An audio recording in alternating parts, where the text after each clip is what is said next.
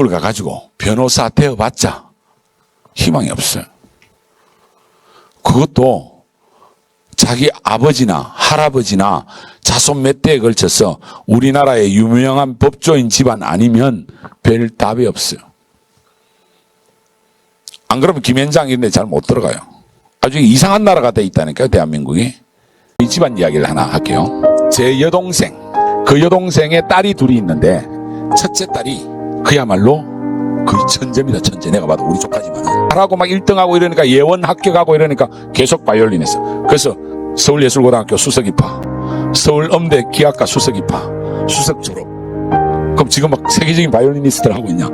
아니에요. 걔가 해보니까 이 세상이 너무나 빡빡하니까 서울대 다니면서 경영대 복수전공. 얘가 머리가 튀어나니까. 그래서 서울대를 졸업장을 2개를 받았어요. 그리고 고대 로스쿨을 가서 이번에 변호사 돼 있어요. 근데 맨날 저한테 예삼손 이러면서 막 한 번씩 막 카톡 보내고 막 욕을 드립다 보네. 이씨 더러운 세상, 내가 이렇게 죽도록 하는데 300만 원밖에 못 받는다고. 이게 앞으로 어떻게 될지 알 수가 없어요. 지금 우리 30대 초중반 젊은 친구들이 이 사회에서 스펙이 화려하다고 우리 부모님 세대처럼 그렇게 성공할 수가 없어요. 왜 없느냐? 정말 이거 해결하기 어려운 인구 구조의 모순이 너무나 심각한 나라예요. 극단적으로 말하면 오늘 오신 우리 학부형들의 자녀들은 지금보다 더 풍요롭고 행복하게 살 가능성이 앞으로는 절대로 없는 세상을 우리가 맞이할 가능성이 있어요. 인구학적으로. 지금 1970년대는 우리나라 인구 구조가 이렇게 피라미드형이었어. 이거 뭐 중고등학교 다닐 때 배웠잖아요. 다산다사. 많이 태어나고 많이 죽고. 그러니까 위에 늙은 사람들이 별로 없으니까 먹여 살리는 데 대한 부양 책임이 그렇게 높지도 않고, 여기 어린애가 엄청 많이 태어나줬기 때문에 조금만 있으면 14, 15년만 있으면 다 생산 연령층으로 들어가니까 경제가 활력이 조금만 있으면 빵빵하게 나오게 돼 있어요. 저런 구조. 그렇게 해서 우리나라가 2000년대까지 점점 구조가 어떻게 바뀌었냐면 이렇게 종 모양으로 바뀌었단 말이에요. 이 종 모양이 가장 인구 구조가 경제적으로 볼 때 생산의 관점에서 활력이 있는 거. 생산 연령층이 제일 많으니까 15세부터 64세. 그래서 이렇게 약 30년간 우리는 세계 어느 나라도 이루지 못한 이 실질 경제 성장률을 제가 정리해 놓은 건데, 밑에는 국내 총생산이 하는데 그건 그림이 잘 안 보입니다. 총생산이 우리가 IMF 때 잠깐 한번 지어봤고 80년 신군부 때 잠깐 지어봤던 이 특이한 상 빼면 평균 10%가 넘잖아요. 30년을 평균 10%를 넘는 고도성장은 인류 역사에서 한강의 기적밖에 없어요. 세계에서 두 번째로 못 살던 나라가 세계 10대 강국이 된 거죠. 그럼 이 강국이 잘 갈 수 있느냐? 이 처음에 인구 정책을 너무 잘못 썼어요. 인구가 막 늘어나니까 겁이 나가지고 저출산성책을 썼거든요. 나중에는 제가 고등학교 한 2, 3학년 때는 막 하나만 낳아 잘 기르자 이러다 지금 문제가 터져버린 거예요. 거기에다가 의료기술이 너무 잘 발달하고 대한민국의 의료보험 제도는 세계 1등이거든요. 안 돌아가셔. 그래서 베이비붐에다 많이 태어난 데다 돌아가시지도 않아. 그런데 그걸 누가 다 먹여 살려요? 지금 우리 애들이 먹여 살려야 돼요. 우리 애들 지금 약 19, 뭐 10대 후반에서 20대라면 앞으로 딱 30년 뒤에 40대 중후반 50, 그 사이로 갈 거 아닙니까? 그럼 가장 활력 있게 일하고 뭔가 제일 여유를 누릴 수 있는 기회를 얻는데 절대로 못 건다. 왜? 그때 되면 우리나라 인구의 대부분이 노인들이야. 모양이 이건 세계에서 유례가 없는 역피라미드가 나오는 거예요. 인구 구조에서 이런 인구 구조는 우리나라만 지금 나올 겁니다. 그렇게 해서 인구 부양비가 100이 넘어가는 어이없는 나라가 됩니다. 그럼 어떻게 되느냐? 얘들이 40대에서 65세 은퇴할 때까지 소득의 70% 내지 80%는 세금이나 각종 사회보장비로 다 내야 돼. 안 그러면 다 돌아가시지도 않는 이분들 어떻게 먹여 살릴 거예요? 그래서 이미 2000년 이후에 저성장을 해서 지금 2%, 이제는 막 1% 저성장 사회로 접어들었죠. 그래서 좋은 대학 가봤자, 로스쿨 졸업하고 변호사 돼봤자 일자리가 없는데. 저 서초동 가면요, 길가에 채 있는 게 변호사들입니다. 200만만 주면 고용할 수 있는 변호사들이 길가에 널려 있습니다. 그렇게 될 수밖에 없어요. 그러니까 지금 대학 잘 가는 게 문제가 아니라니까요. 이미 이런 세상에 우리는 접어들었다. 자, 그 다음 감 넘겨볼게요. 제가 좀 빠르게 해볼게요. 그래서 더 자세하게, 그러면 더 중요한 게 뭐냐면 생산 가능 인구, 생산 연령층, 이게 15세부터 64세 사이. 결국은 이거 인구가 얼마나 되느냐 하는 게 우리 답인데, 우리나라가 1960년, 이때 되게 못 살았죠. 한 4천만도 안 되는 인구였지만은 그때 생산 가능 인구가 1,300만 밖에 안 됐어요. 그러니까 어린애 많고 노인 좀 있고 먹여 살린다고 고생 엄청나게 했어요. 그래서 그 당시에 총 부양비는 82%나 됐어요. 그런데 2018년이 우리나라가 생산 연령층이 제일 많거든요. 5천만 인구 중에 약 4천만이 일하는 사람이야. 그러니까 최근까지는 경제가 좋을 수밖에 없어요. 다들 일하고 있으니까. 그래서 인구 부양비가 이때하고 비교하면 37%밖에 안 된 거예요. 그러니까 엄청나게 경제가 이때까지는 좋을 수밖에 없는데 2067년 얘들이 은퇴해서 이제 나갈 때쯤 내지는 은퇴 직전 이때쯤 되면 어떻게 되냐. 생산 가능 인구가 1,700만 명밖에 안 돼요.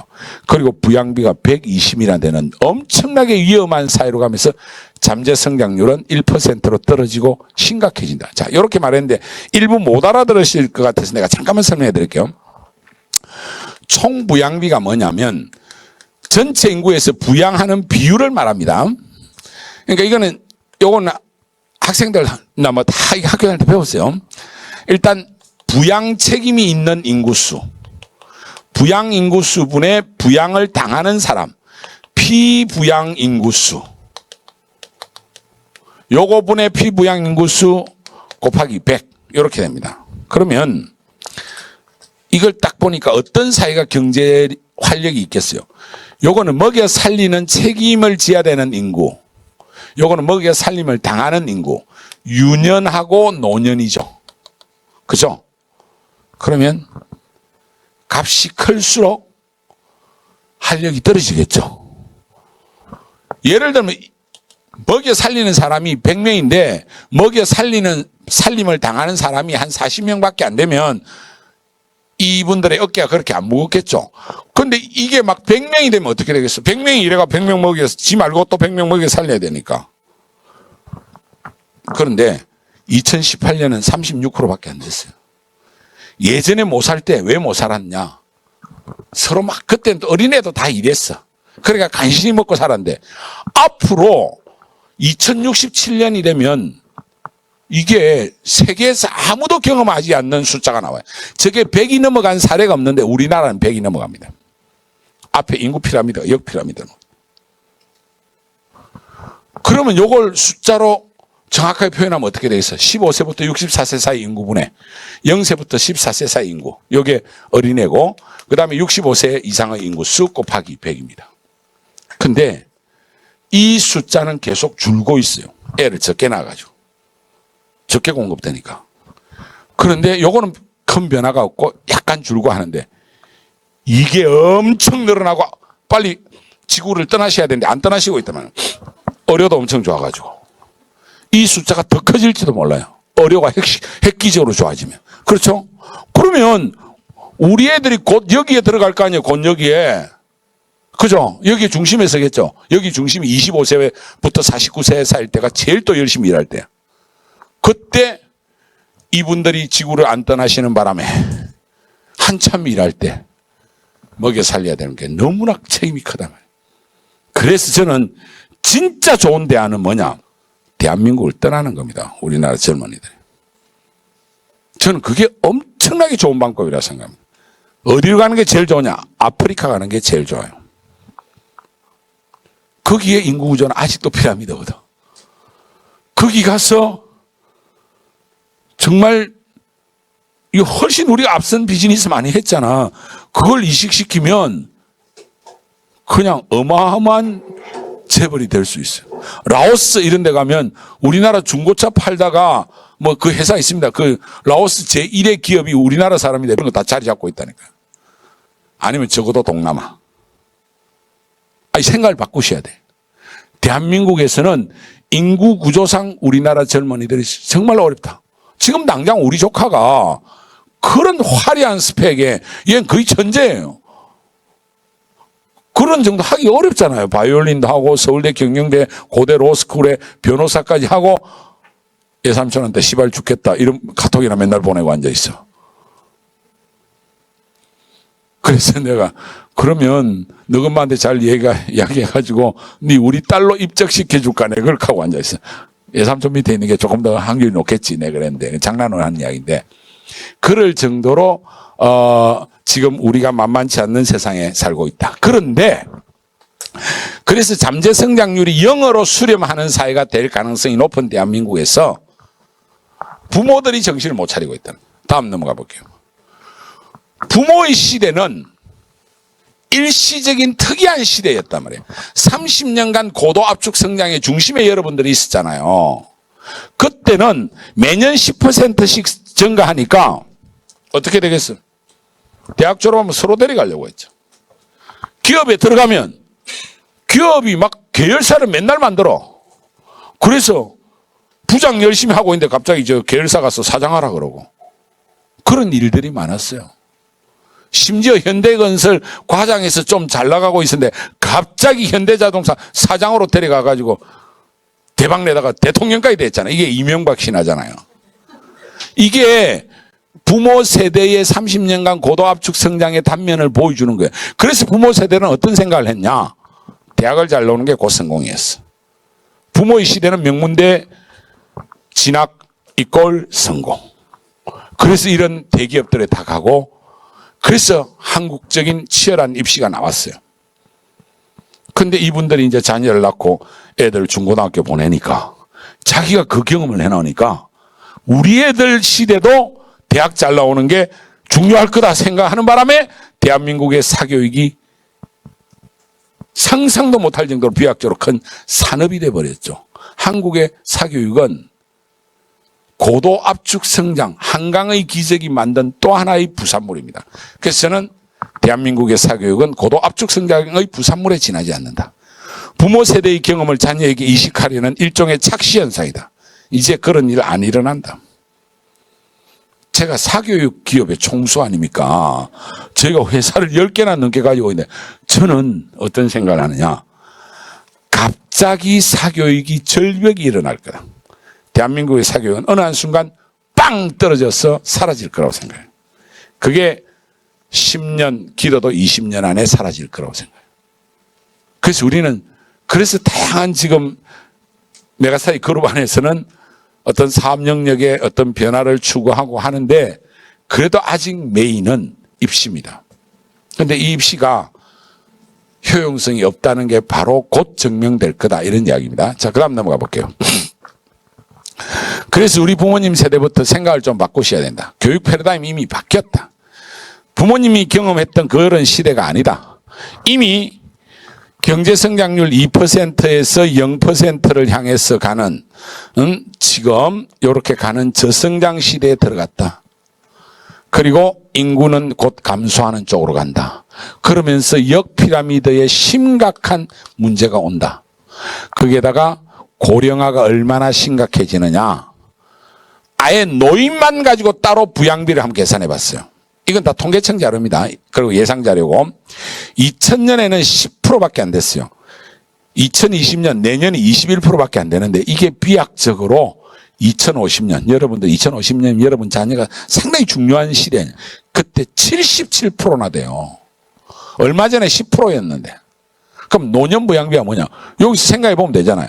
여기 생각해보면 뭐겠어요? 노년부양비는 총부양비가 이거면 15세부터 64세 분의 생산연령층분의 65세 이상의 인구수 곱하기 100이 노년부양비입니다. 어린애 뺀 거예요.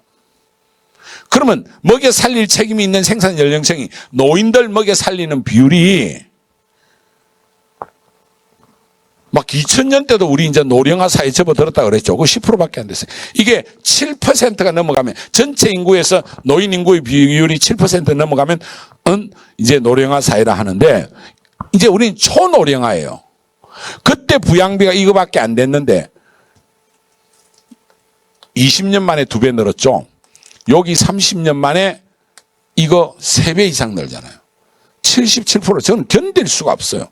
그런데 2067년 이 문제의 2067년에 가면 애 빼고 일하는 사람이 그것도 일 다 안 하잖아요. 저희 연령체 전업주부 같으면 직접 돈을 벌지는 않잖아요.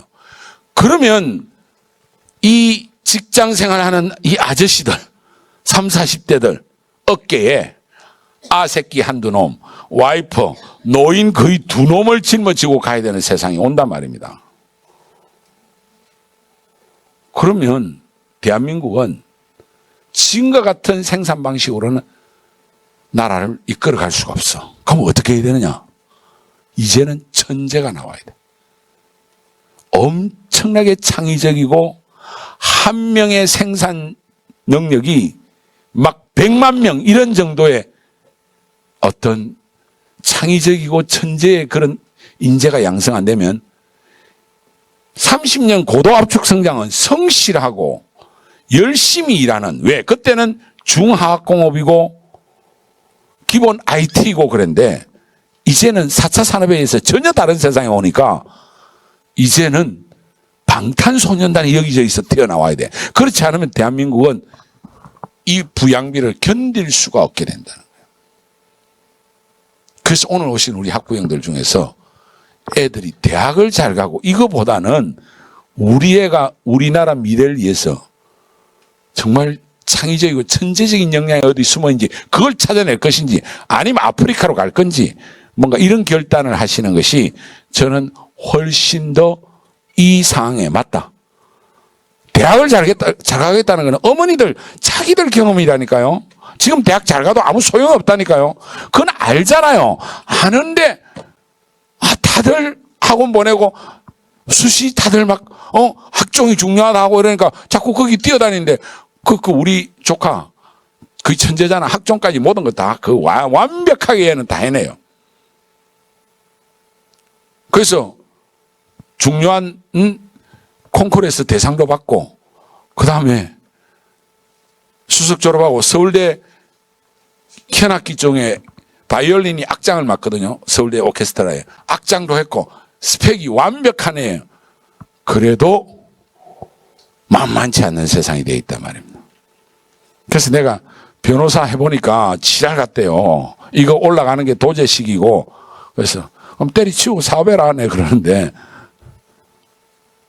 얘가 때리치우고 사업을 해서 뭔가 폭발적인 걸 할런지 그건 내가 모르겠는데 지금 구조 속에서는 만만치 않는 세상 속에 살고 있는데 그러면 좀 뭔가 어떤 자리를 잡아서 간다 해도 결국은 대한민국에서는 세금으로 다 뜯길 거라는 거예요.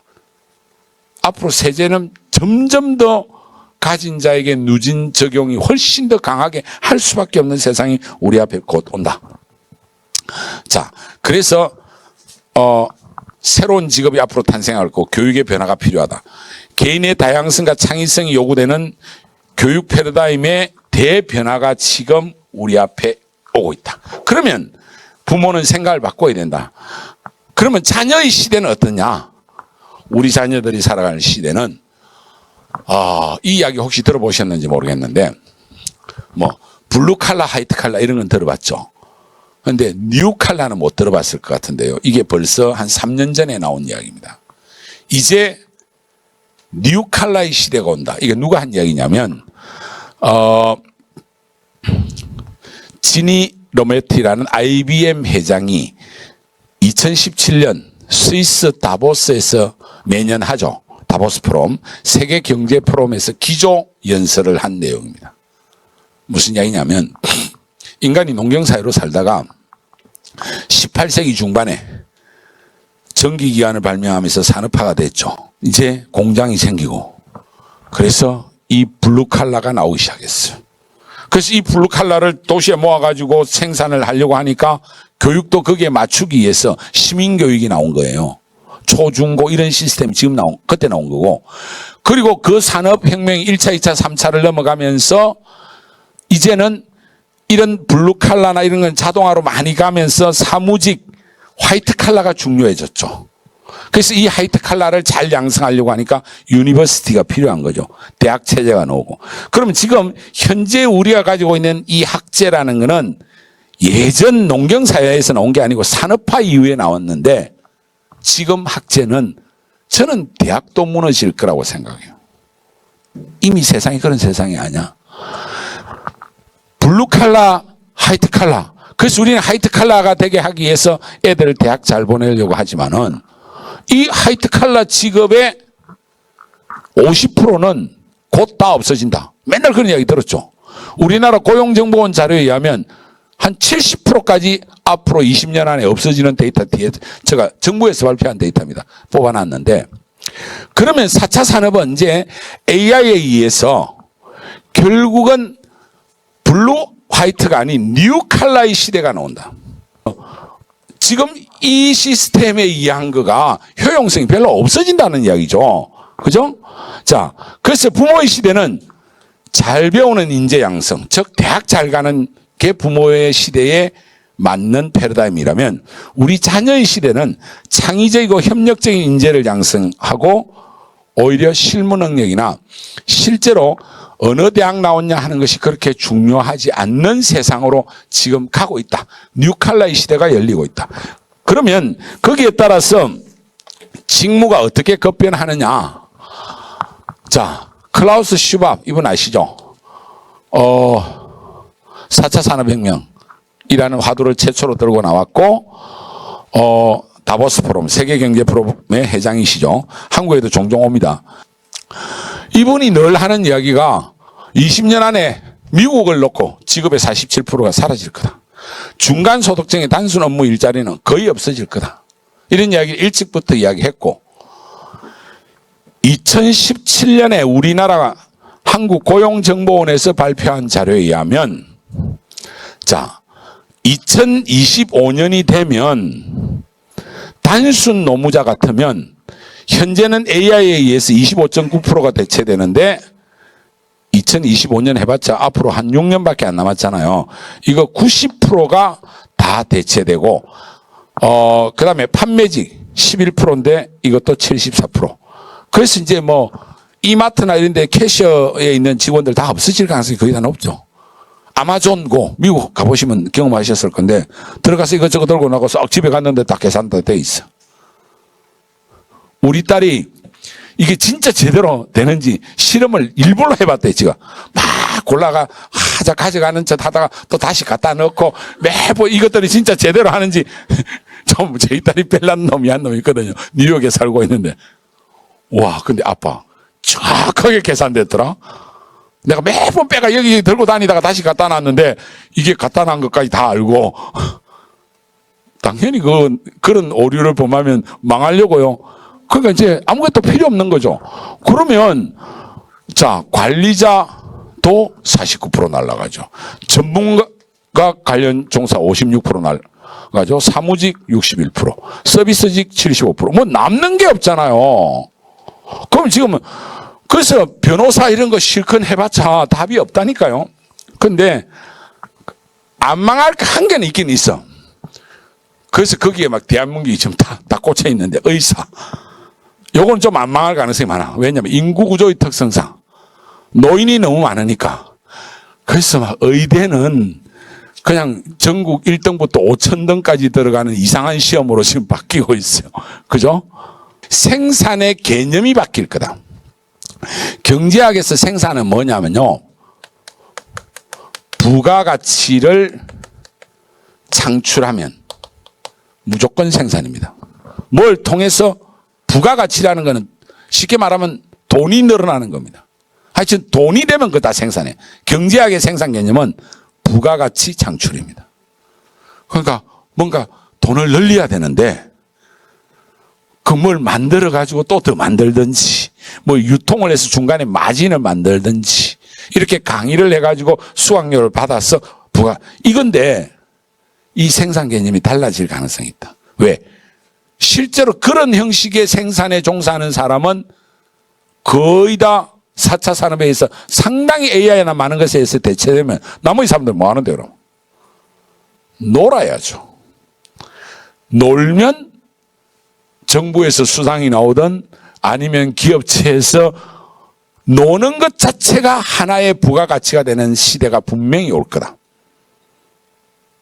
그렇게 하지 않으면 우리는 살아갈 수 없는 세상이 올 거라고 저는 생각해요.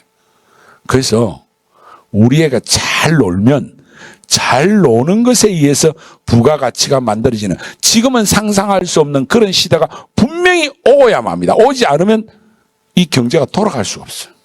그런데 벌써 이제 잘 노는데 이 노는 것도 기업화가 돼 가잖아요. 그래서 우리나라의 각종 이런 이 뭡니까, 이 연예인들이나 이런 쪽의 회사들이 기업 가치가 엄청나게 올라가고 있어요. 그래서 부모님들은 일요일 날 시간 내 가지고 이렇게 우리의 수시를 어떻게 뚫을까, 일본으로 가볼까, 뭔가 여러 가지 답을 찾고 있지만은 우리 애들은 이미 다른 답을 찾고 있어요. 앞으로 세상이 달라진다는 거. 그래서 저는 소중한 시간 내서 오셨지만은 너무 걱정하시지 마라. 오히려 자녀한테 맡겨놓으면 얘들이 결국은 대한민국의 미래를 책임질 애들이기 때문에 현재의 이 불합리한 입시 제도를 뛰어넘어서 얘들의 미래에 맞는 역삼각형의 인구 구조, 역피라미드의 심각한 인구 문제도 뚫어낼 거다. 결국은 그런 창의적이고 역동적인 인재가 미래를 찾아낼 거라고 생각합니다. 그렇지만은 부모된 마음에서 자, 그러면 대한민국에서 이 입시 제도에서 답을 못 찾는데 어떻게 해야 될 거냐? 저는 사실은 이 구조화에서 좋은 대학 가는 것보다는 대학을 가려고 하면 차라리 가까이에 있는 일본에 있는 대학 가는 게 훨씬 쉽고 비전이 있습니다. 제가 생각할 때 오늘 이 설명회를 하기 때문에 내가 그걸 소개해 드리는 건 아닙니다. 대한민국은 진짜 대입제도가 너무나 복잡하고 어렵게 되어 있기 때문에 극소수의 학생만 성공할 수 있다. 그리고 앞으로 우리 아들, 딸들이 글로벌하게 가야 된다고 저는 생각해요. 여기에 멈춰 있으면 답이 없다. 우리 애가 한 중간 정도 애매하다 하면 대한민국을 떠나서 다른 나라 가서 사는 게 저는 훨씬 나을 거라 생각해요. 왜냐하면 인구 구조상 부양비를 견딜 수가 없는 세상이 온다. 그럼 결국은 어떻게 해야 되냐? 정부가 가감하게 이민 정책을 써서 생산 연령층을 이민으로 두텁게 만들어내야 돼요. 지금 뭐 그런 거 해야 되는데 맨날 촛불 들고 이지랄을 하고 앉아 있으니까 제가 볼 때는 진짜 걱정되는 나라예요.